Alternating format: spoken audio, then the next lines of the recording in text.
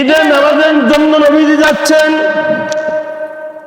রাস্তার কিনারায় দেখেন এক যুবক কান্নাকাটি করতেছেন। যুবককে দেখে বুক ভাসিয়ে ফেলেছেন। ওই রাস্তা দিয়ে ওমর গেলেন। ওমর যাওয়ার সঙ্গে সঙ্গে ওমর রাদিয়াল্লাহু তাআলা আনু দেখে বললেন, বাচ্চাকে কোলায় নিলেন। বললেন, বাচ্চা ঈদের দিনে কান্দো কেন? তোমার চোখ দিয়ে পানি আসতেছে কেন? বলো, পথিক, আমি তো তোমারে চিনি না, আমি তোমারে জানিও না, তুমি কে? বলে, আমি নবীর সাহাবী হযরত ওমর। বলো, ওমর, আমার মনের দুঃখ তোমাকে বলে লাভ নাই। বলে, কেন? বলে, এই রাস্তা দিয়ে যখন রাহমাতাল লিল আলামিন নবী মুহাম্মদুর রাসূলুল্লাহ যাবেন, আমি আমার মনের দুঃখের কথা তার কাছে বলবো। সুবহানাল্লাহ, জোরে বলুন। সে ছিলেন হলো ইতিম। ওই রাস্তা দিয়ে আবু বকর এলেন।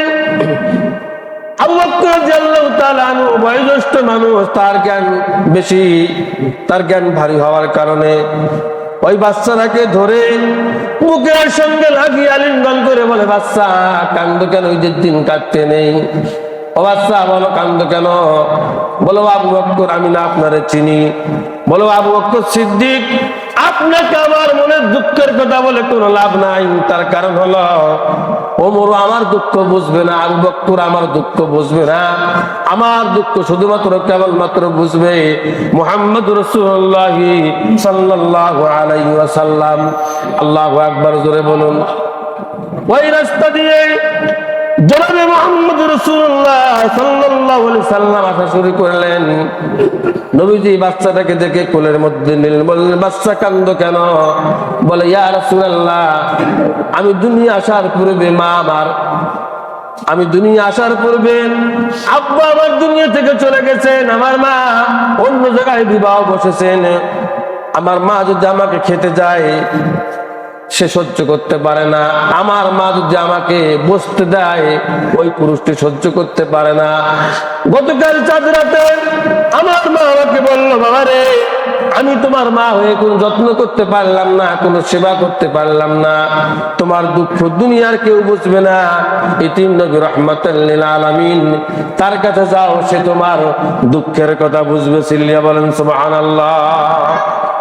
হুজুর সাল্লাল্লাহু আলাইহি ওয়াসাল্লাম কথাগুলো শুনে ওই বাচ্চাটাকে সাপ্পে ধরে তার উরুর মধ্যে বসে হলো নিয়েছেন। বলছেন, বাচ্চা, বলো আর কি? বলে, হুজুর, আমার মা বললো তুমি যাও, ইতিম ছাড়া ইতিমের দুঃখ আর কেউ কি বুঝতে কি পারে না। কিয়ামতের দিন কোন ইতিম যেন উঠে বলতে না পারে যে, আল্লাহ, আমি ইতিম ছিলাম, আমি রাস্তা হলো পাই নাই। আল্লাহ তাআলা জবাব দিয়ে দিবেন, হে লোক সকল, মুহাম্মদ সাল্লাল্লাহু আলাইহি সাল্লামের থেকে ইতিম আমি দুনিয়ায় কাউকে পাঠাই নাই। সুবহানাল্লাহ, জোরে বলুন। তাহলে সেই হুজুর সাল্লাল্লাহু আলাইহি সাল্লাম এই ঈদের দিনে ইতিম ফকির মিসকিনদের মুখে হাসি ফোটানোর জন্য এই সাদকাতুল ফিতরের ব্যবস্থা করেছেন। সুবহানাল্লাহ, জোরে বলুন। তাহলে সাদকাতুল ফিতর আমরা সকলেই দিব ইনশাআল্লাহ। কি দেওয়ার জন্য রাজি আছি না নাই? ইনশাআল্লাহ। তাহলে এই সাদকাতুল ফিতর যারা নিকটতম আত্মীয় স্বজন, যারা কি নিকটতম মানে আত্মীয় স্বজন, আর নিকটতম আত্মীয় স্বজন কে? চাচা, চাচি, ফুবা, ফুবু, যারা হলো আছে।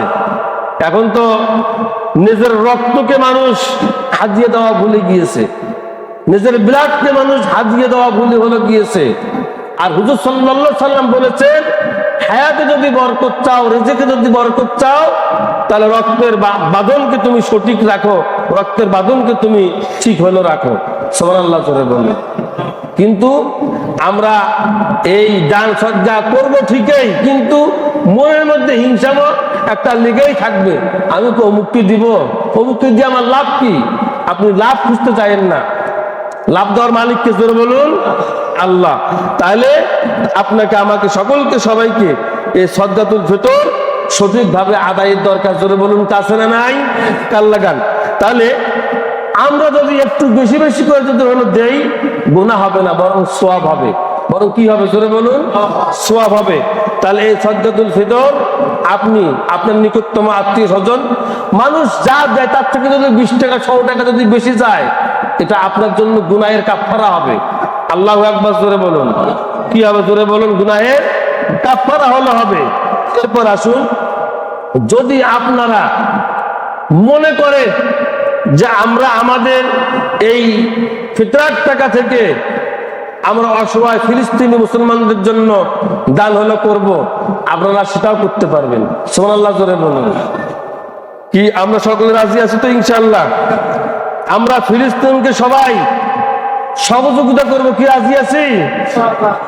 যদি রাজি থাকি তাহলে আমরা ফিতরা এইদিকে দেওয়ার পরে আমাদের পকেট থেকেও যদি কিছু হয় সেটা ফিতরা মনে করে, আমরা ফিতরা মনে করে ওই অসহায় নির্যাতিত নিষ্পেষিত যারা মুসলিম, যাদের হাত নাই, যাদের পা নাই, যাদের উপরে টর্চার উপরে টর্চার হলো চলছে, যারা রোজা রাখে কিন্তু ইফতার পায় না, যারা রোজা রাখে সাহারি খেতে পারে না, যারা রোজা তো রাখে শুধু বিসমিল্লাহ বলে সারা রাত দিন তাদের একাকার হয়ে হলে যাচ্ছে, এমন লোকের পেছনে যদি অর্থ ব্যয় যদি আপনি যদি হলে করেন, কিয়ামতের ময়দানে আল্লাহর দরবারে উঠে বলতে হলে পারবেন যে আল্লাহ, তোমার নির্যাতিত নিষ্পেষিত মাজলুম জনতাদের হওয়ার জন্য কিছুই করতে পারি নাই, বাংলার জমিন থেকে অর্থ দিয়েছিলাম, এই ওসিলায় আল্লাহ তুমি আমাকে মাফ করে দাও। কি আল্লাহ মাফ করতে পারেন না? পারেন না?